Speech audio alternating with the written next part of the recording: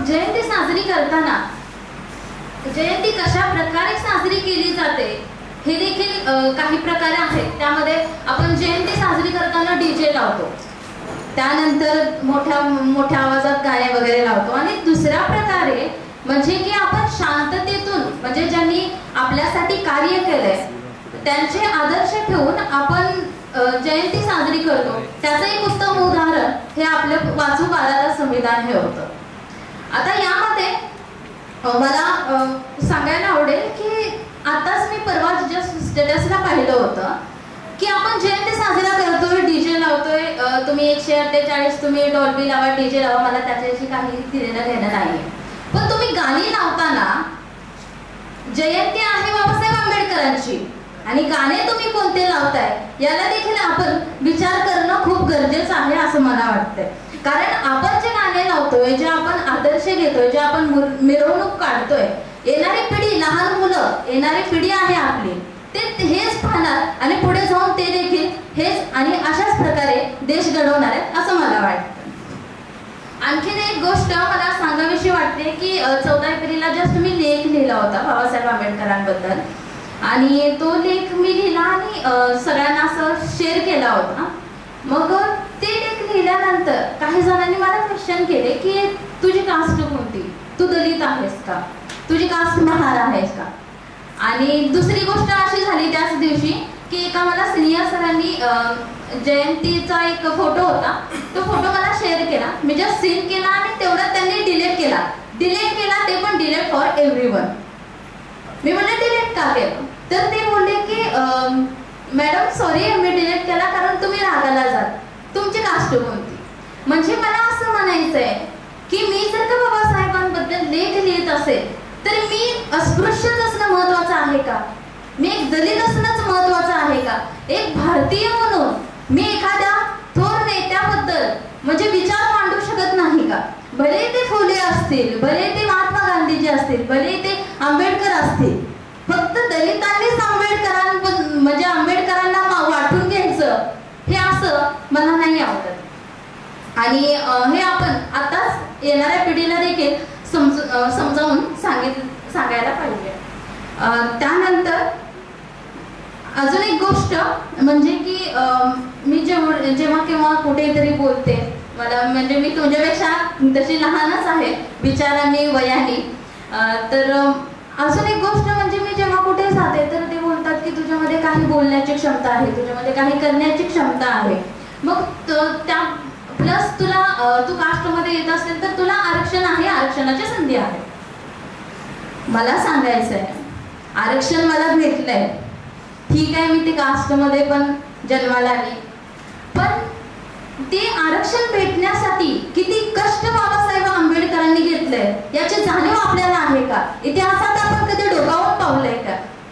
त्यांना जेव्हा पाणी प्यायची म्हणजे पाणी जरी प्यायचं असेल एकतर त्यांना वाळीत टाकल्यासारखं म्हणजे गावाच्या बाहेर ते राहत होते. पाणी प्यायचं असेल तर विहिरीमध्ये मेलेलं कुत्र ते टाकायचे का, जेणेकरून ते पाण्यापासून वंचित राहिले पाहिजे. जेवणाची म्हणजे 3 वेळचं जेवण सुद्धा भेटत नव्हतं. 3 वेळचं खूप लांब झालं, त्यांना 1 वेळचं जेवण पोट भरून भेटत नव्हतं, ती गोष्ट वेगळी. त्यानंतर शिक्षणापासून त्यांना वंचित ठेवलं, त्यानंतर स्त्रियांना देखील खूप कष्ट करावे लागायचे. म्हणजे मंदिर बांधून घेणार पण मंदिरात प्रवेश नाही, तलाव बांधून घेणार पण तलावात प्रवेश नाही.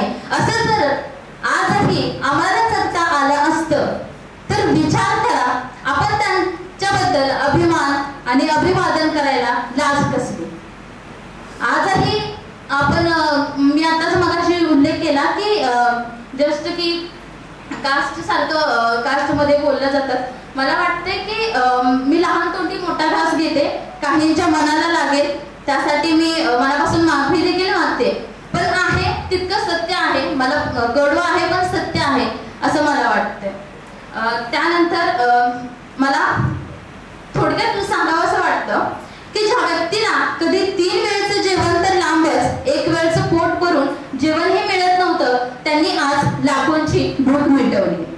केवळ भारतीयांच्या मनावर विजय न मिळवता जगभरातील लाखोंच्या मनावर ज्यांनी राज्य केले, केवळ अस्पृश्यांसाठी व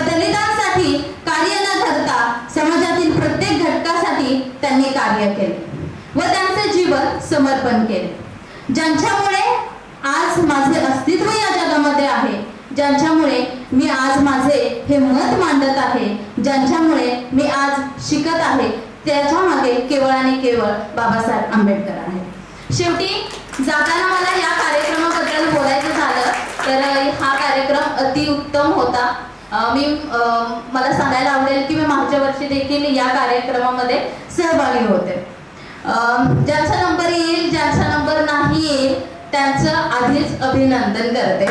ज्यांचा नंबर येणार नाही किंवा आलेला नसेल तर त्यांनी वाईट वाटून घेऊ नका. मलाही माहित नाही माझा नंबर येईल नाही, तरी मी जर का पुढच्या वेळेस जर का अरेंज केला तरी पण मी घेईन, आवडीने घेईन. कारण या दिवसामध्ये आपण जेव्हा म्हणतो की संविधान मला वाचायचंय, खूप सारे कॉम्पिटिटिव्ह एक्झामला संविधान हा विषय आहे आणि प्रत्येक भारतीय नागरिकाला संविधानाबद्दल नॉलेज असणं खूप महत्त्वाचं आहे. कारण संविधान हे जगातलं सर्वात मोठं संविधान केवळ बाबासाहेबांनी लिहिले आणि त्याबद्दलच्या प्रत्येक तरतुदी आपल्याला माहीत असणं गरजेचं आहे. आणि मला एक सांगावंसं वाटते की या दिवशी आपल्याला खूप साऱ्या गोष्टी शिकायला भेटलेल्या आहेत. एक गोष्ट म्हणजे की संविधान वाचायला भेटलं, त्यानंतर दुसरी गोष्ट म्हणजे की आपल्याला नवीन मित्र मैत्रिणी भेटल्या असतील, त्यानंतर कोणाला कूलरचं वारं आवडलं असेल, कोणाला त्या दिवशीचं जेवण आवडलं असेल, खूप साऱ्या गोष्टी. आणि त्या दिवशी आपण अभ्यासासोबत एन्जॉयमेंट एंटरटेनमेंट पण केलेलं आहे. आणि असंही प्रोग्राम, असे इव्हेंट दरवेळेस घ्यावेत असं मी मॅनेजमेंट कमिटीला सांगते आणि अशी विनंती करते. आणि इथे मला बोलायची संधी दिली त्याबद्दल धन्यवाद. थँक्यू.